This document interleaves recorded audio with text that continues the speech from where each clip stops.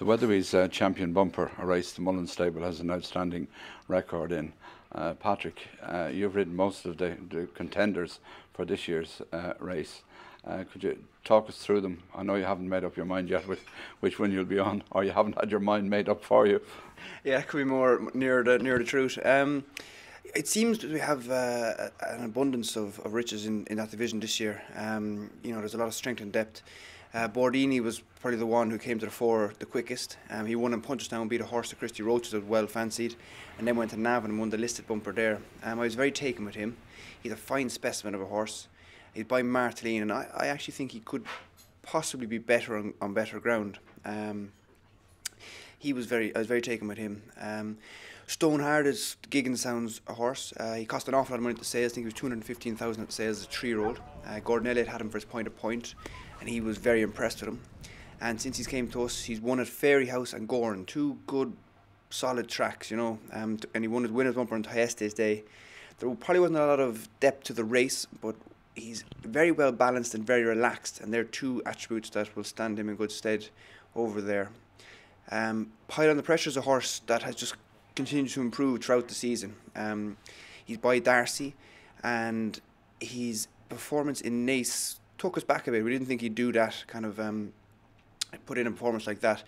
He's possibly suited by better ground, and he's one of those that he could improve again. It could be a bit like Cult of Vic, just coming to himself now. Which is the tricky part with the bumper horses. When they've only had one run or two runs, you don't know which horse is improving more, which horse is at his full potential already. Quart De Tour is a fine big Robin the Champs horse of riches. He won his point of point for Pat Doyle and Drummahan. He doesn't do anything flashy. He wouldn't be flashy at home. He's not particularly flashy on the track, but he's won his point of point, and he won in Fairyhouse, and that form has been franked. The third horse has come out and won in Navan. Again, he's not flashy. He'd be more along the kind of Briar Hill lines, in that he does what needs to be done. And then Up for Review is a fine big presenting horse. He won his point to point with the Costellos. He doesn't take an awful lot of work. We wouldn't kind of maybe be as hard on him as the other horses. And he ran in Leopardstown at Christmas. Obviously, that's a place you'd like to win with your bumper horses. He's got a huge big stride, a big cruising speed, and he's probably out of all of them, he's the one who's probably the most likely to be most suited to being a chaser. But his cruising speed would be an advantage for him over there.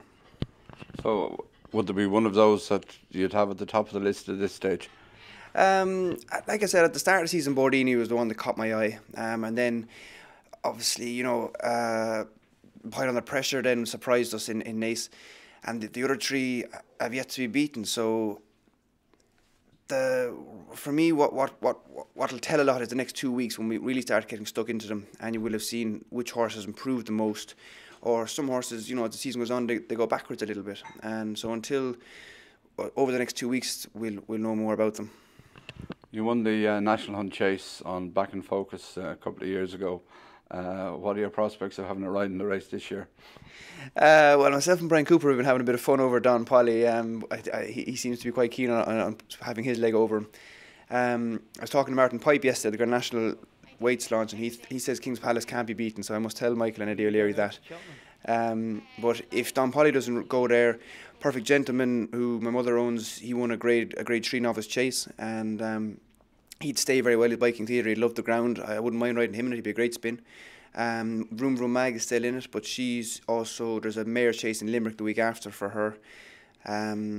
So one of those three, hopefully, it'd be great to get one of them. And a big team going over. Your father was saying sort of somewhere in the region of 50 horses planned to travel. What would your sort of pick? Give us one or two of the whole team. Don Poli in the 4 mile is the one I'd like the most, but I think Annie's in great form. We've had no holdups with her since Christmas. She looks great.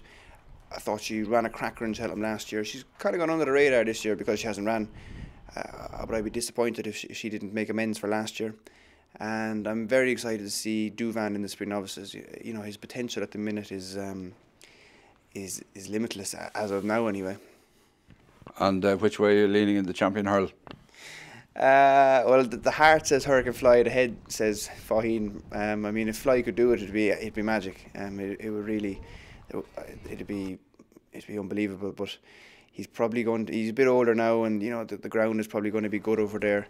And Faugheen looks like has done everything right. So as long as one of them can do it, we'll be happy.